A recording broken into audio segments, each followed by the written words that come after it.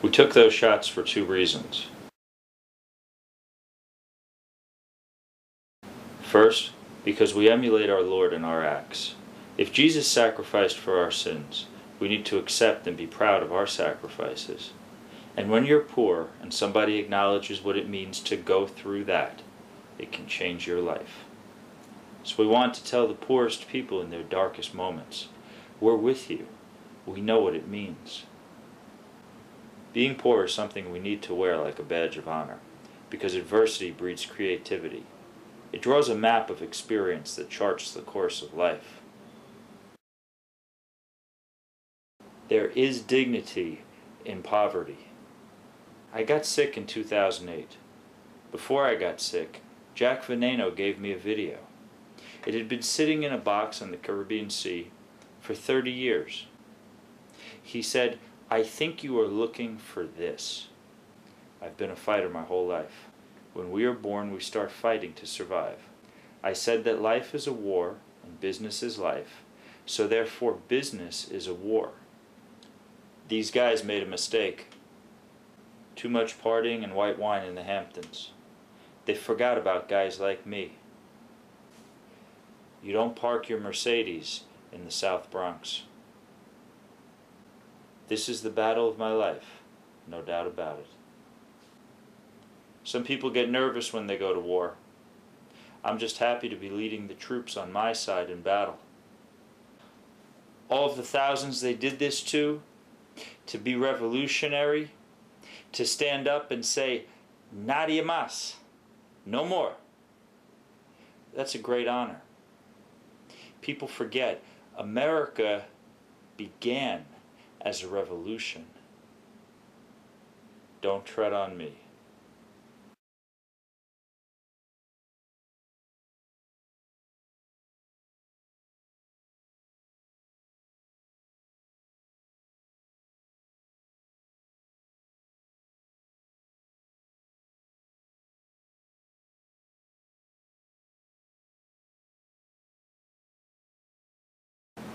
It all started with a girl. She came to me in the middle of a rainy night, knocking on my door, her kid and her bags at her side. She'd used her last $20 to take a taxi to my place in the Bronx. There was no place else to go. I remember it was cold that night because I had to close the window. I was just a kid myself. Her boyfriend put a gun to my head just hours before. I didn't even know that he existed. I stood up, I got out of the car, I grabbed the gun, and I said, "Whoa, there's no need for this." I was in shock. My body was in shock. And I handed him back the gun.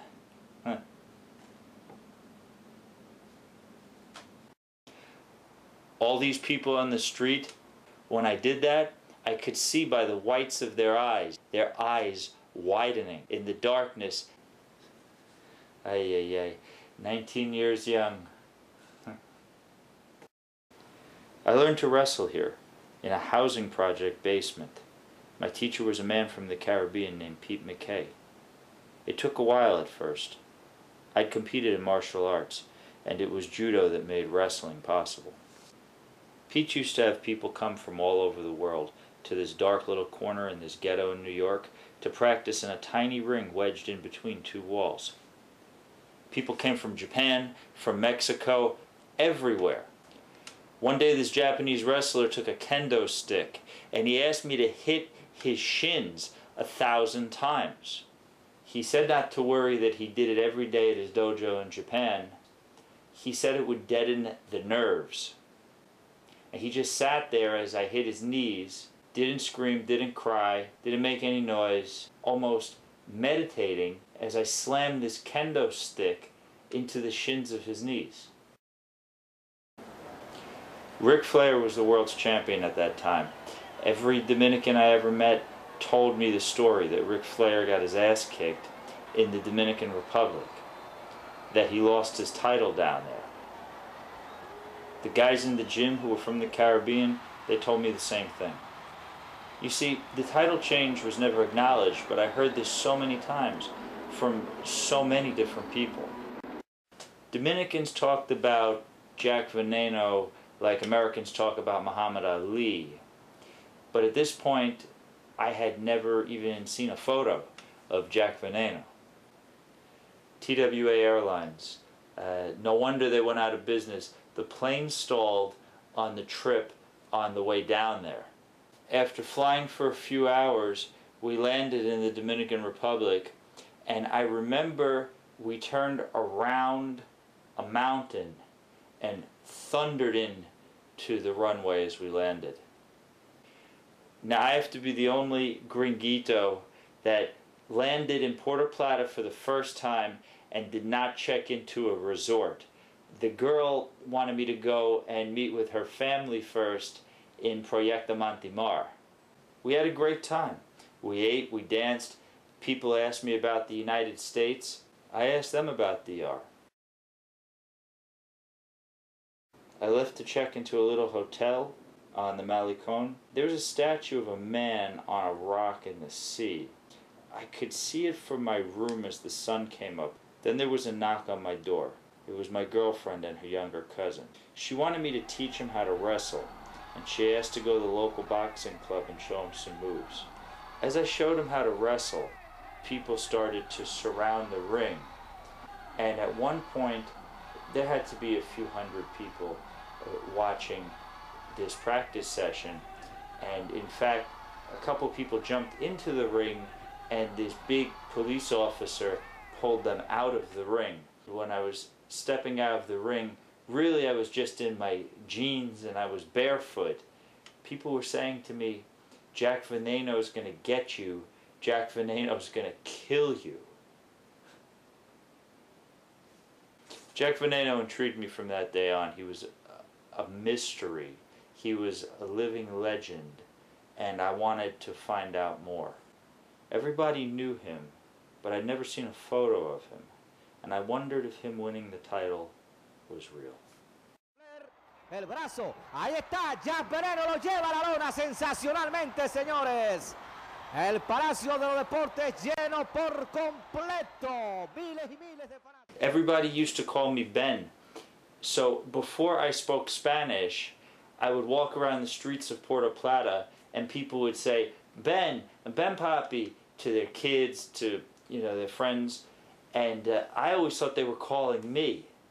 But it worked to my advantage because people would make contact with me, and sure enough they would invite me into their homes and invite me for dinner. And I was really very fortunate because I had a very unique experience, and I really had a great time. I was always amazed by how Dominicans make something from nothing. You take 3 sticks, the rim from a car tire, weld them together, put a propane tank under it, and then puts some seats out and builds a restaurant, and then builds a building on top of it, and then owns half of the block, and then comes to the United States and finances a great big restaurant here, and then a chain of restaurants here, and becomes a multi-millionaire or a multi-billionaire.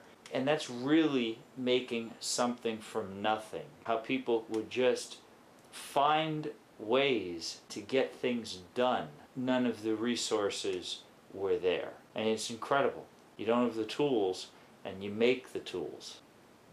Habichuelas y chuletas? How'd that come about? Alright, I'll tell you. I used to eat dinner in Proyecto Montemar in Puerto Plata, in the barrio, in the street, with friends and people who I knew. And one night I'm eating pork and beans, and a friend of mine walks by and he kind of looks down on me and says, Benjamin, con pork and beans, and laughs and just walks off. And immediately I started thinking of Rudyard Kipling and Dusty Rhodes, and I started saying, Benjamin, con pork and beans. Sí, yo comido con reyes y reinas, pero me gusta si siéntese en barrios con habichuelas y chuletas.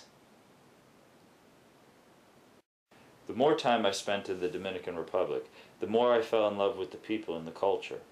In New York, kids are like miniature adults, and they have iPads and iPhones and walk around like they're going to a business meeting to take over the world. In the United States, kids tell their parents, "Mom, Dad, go get me McDonald's." It's amazing. DR, kids get to be kids and have fun. Play with a ball, read a story. It's refreshing. People can say what they want, but everywhere I went, Puerto Plata, Santiago, Nagua, Santo Domingo, Jimani, everywhere, Higüey, people opened their hearts and they opened their homes to me, and they treated me so well. Don't think otherwise. People in the DR would give you the shirts off their backs, and vice versa, me to them. Why? Why go back to New York? To work. We have to work. I worked hard for so many years, but always dreamed of DR. In New York, I would eat at all the Dominican restaurants, and time again, people would come up to me and they'd tell me these stories about Jack Veneno. I was working with some boxing promoters, and they asked me, "Why don't you go and chase Jack down?" I said, "Well, why don't you give me some money and I will."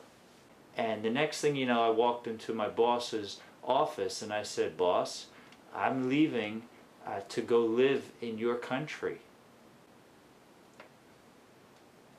And I did. I started to look for Jack Veneno, but people were putting barriers between us. I would go to the government, I would go to sports officials, I would go to media people, and no one seemed to want or be able to connect me with Jack. I later found out that Jack was somewhat reclusive at this time, that he really didn't want to come out and be in the public eye at that point. Some people thought that Jack was dead.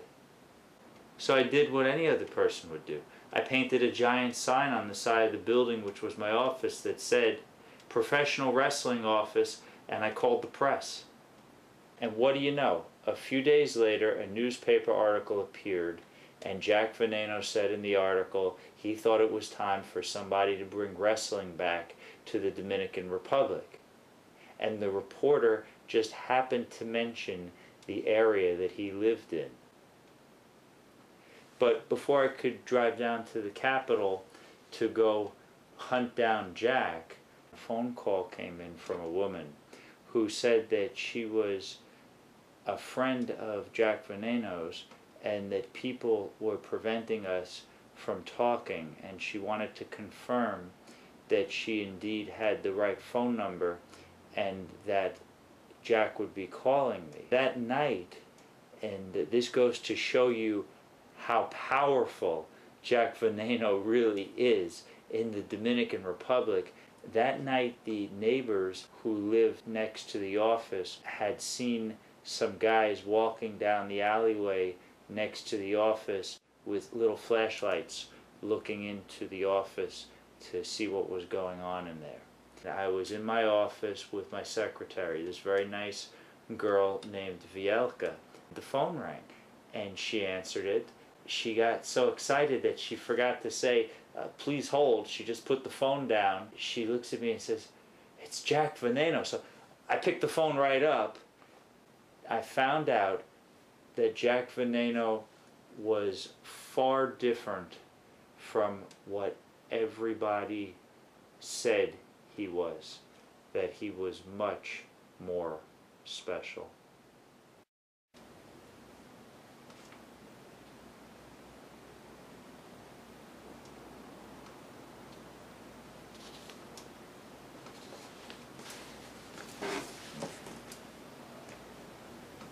So you want to know about Jack, the man, not the fighter? All right, brother, I don't need a script for that. Everybody had ideas about what Jack Veneno was really like. Jack Veneno, the person, not the fighter. Jack took care of all the young people in his family, his granddaughter, his grandson, and I would go over to Jack's house and people would come and knock on the door, total strangers, and ask Jack for things, for help with a business, things for their kids. Jack would always try his best to give it to them. And I used to say to him, hey Jack, you can't help everybody if you can't help yourself first. But Jack was like lots of other people. Jack would give you the shirt off of his back. Pero lo más gratificante para un servidor, Jack Veneno, es el cariño del pueblo. Cuando yo voy en las calles y la gente me saluda y me estrecha la mano, me abraza, yo veo en su cara, yo veo en sus ojos, yo veo tanta bondad, tanto cariño, que indiscutiblemente el mayor triunfo que yo he obtenido ha sido ganarme el corazón de la gente. Cuando yo abro la puerta, que veo a la gente así, que se siente tan feliz, me hace tan feliz, que solamente me queda decir, thanks God.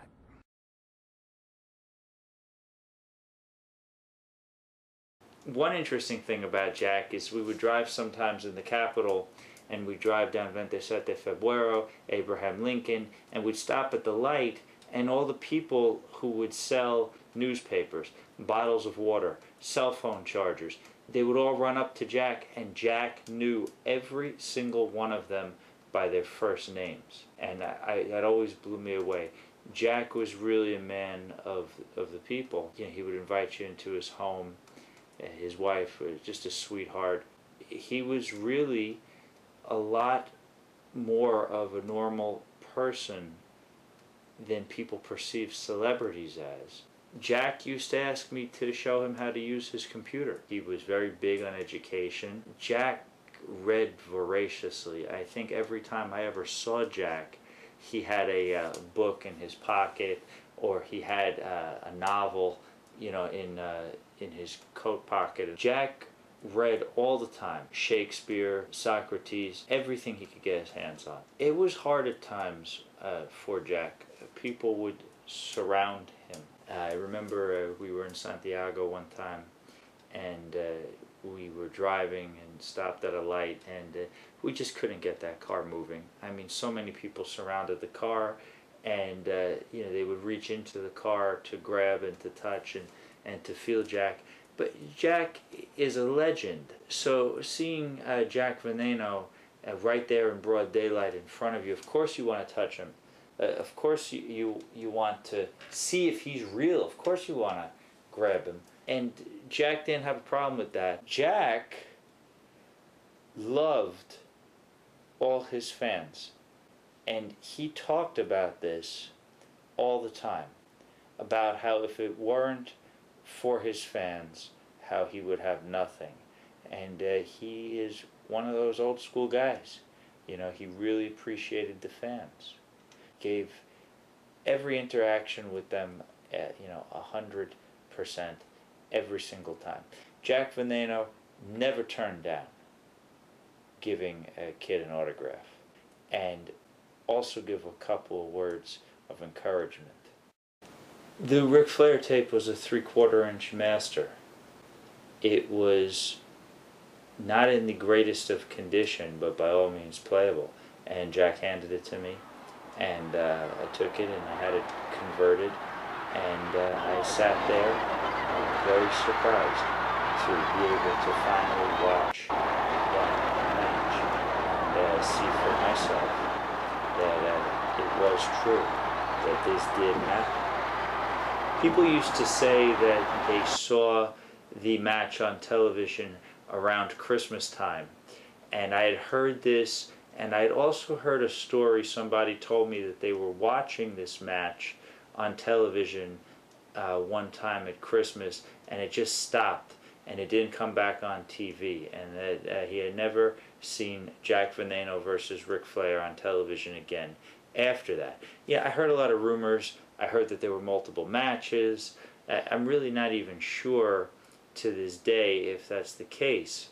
Toward the end of that period of time that I spent in the Dominican Republic, Jack Veneno handed me a tape. Getting to know Relámpago Hernandez was an absolute pleasure. The man was a good soul. I think it was the only time that he ever did an interview about the wrestling business where he really broke character and broke what they call kayfabe in the business, and spoke about you know, how him and Jack Veneno had to work together behind the scenes back in the time when they were on television and incredibly popular as wrestlers and competing. Relámpago Hernandez was such a nice guy, and it was really a pleasure to get to know him very briefly before he passed on. When he did the interview for the documentary for us, the first thing he said was that his name was Relámpago Hernandez and he wanted to say hello to his family in New York. I was so happy years later to be able to release that, and his family was able to see that, to my understanding. Relámpago Hernandez and Jack, we did a couple of television gigs together. I thought it was very interesting how they had explained to me that when they were competing against each other and on television and doing the wrestling, that even though these are characters that they portrayed, that the two of them at times almost killed each other. This very sort of tense love-hate relationship. They loved each other. At the end, they wound up becoming great friends. There was always a little bicker in between them. There was always a little fire and uneasy tension. We're like oil and water. Jack and Relámpago, I don't think they really ever got over that feud 100%. We had released the trailer and the response was incredible. I think it was at the time the most watched YouTube video in the Dominican Republic. Although I'm sure Aventura broke that record by now. When we finished the production, we felt like maybe it needed a little more. We had discovered the Ric Flair tape and spoke to Relámpago. And one night as I was leaving to go back to Santiago, Jack pulled out a video from a box on a terrace that sat maybe, I don't know, a few blocks from the Caribbean Sea. I went to production studios and they said this tape will never play. And out of habit, somebody had told me once, you know, mold, you put it in a plastic bag and it dies. So I wrapped the tape in a plastic bag and I stuck it in a closet and I forgot about it for about 7 years. It was an old 3/4 inch tape and had air dates on it and had been sitting in the equatorial heat for 30 years. It was completely covered in mold. And the air dates said 12/21 and 12/24. And I said, Christmas time, I wonder if this is the tape. Wow, this must be one of the missing matches. I looked at the tape, I said, this tape will never work. So I opened up the top and I looked.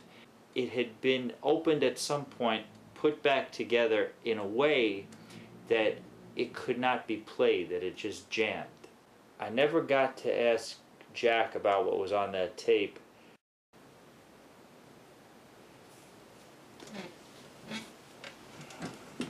Before I got to ask Jack any more about that tape, I woke up one morning and as I was brushing my teeth, I noticed a lump, and I called my fiancée at the time, and she noticed it too, and she tried to pretend like there was nothing to worry about, but I could tell she was very worried. I had a meeting with Jack later that day, and as luck would have it, on my way to the meeting, I got hit in the head with a ceiling fan that had fallen.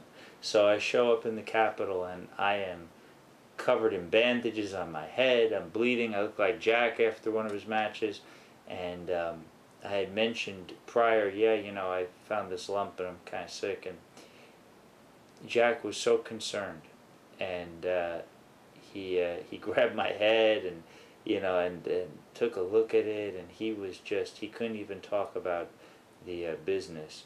And every time we would start talking, you know, are you okay? Are you all right? And So he put me in a taxi and, made sure that I got back home. And as the taxi pulled off, Jack just had this look of concern in his face. And that was the last time I saw Jack Veneno face to face.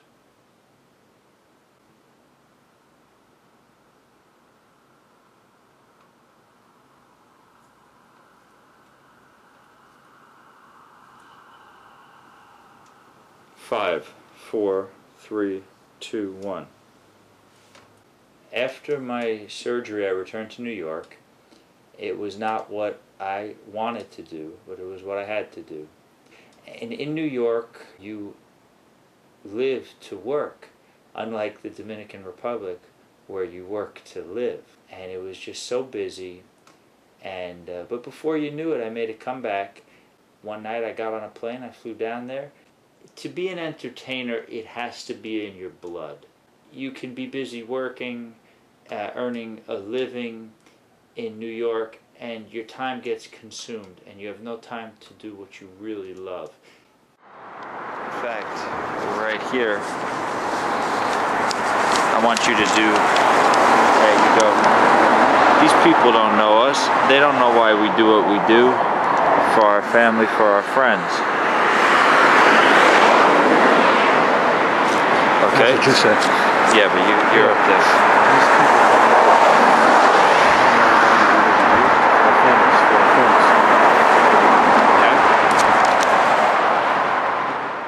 And it was always in the back of my mind to do something with the Jack Veneno footage.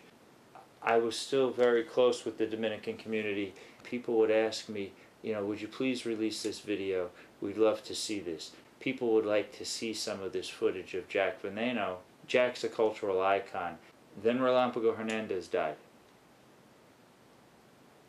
And I was very frustrated when Relámpago died, because I really felt like there was so much more that could have been done that never did get done. At one point, we were talking about making a movie, a comedy with the two of them. And I don't know how much business that would represent in the broad international spectrum, but it would have been really, really cool for Dominicans to have seen Jack and Relámpago in New York, which was the idea for the film. And I was very frustrated. And then somebody reached out to me, and one of his family members, and said, these guys are an important part of Dominican history. You let everybody have this documentary. I flew down to the Dominican Republic at one point for a business meeting, which got canceled. And then finally I was very fortunate to be connected with Juan from Listen Diario and Santiago TrentaCaballeros.com, and we were able finally to release the document in a format that everyone in the Dominican Republic could enjoy. I started to do film work again. I wound up in a partnership agreement with a sensational actress named Margarita Dominguez, who happens to be Dominican, and she shared the same passion that I share for wanting to give the Dominican Republic entertainment that is a part of them, something that Dominicans can call their own. I began to speak about the need for a new cultural icon, and if you ask me right now, that's Juan Luis Guerra. I think he's just as popular as Jack Veneno was, and I believe that he fits that bill perfectly, that he's just an incredible example for the Dominican Republic. I had heard that Ric Flair versus Jack Veneno had aired on TV around Christmas time on several occasions. But I already had the Flair match, so this must be just another copy.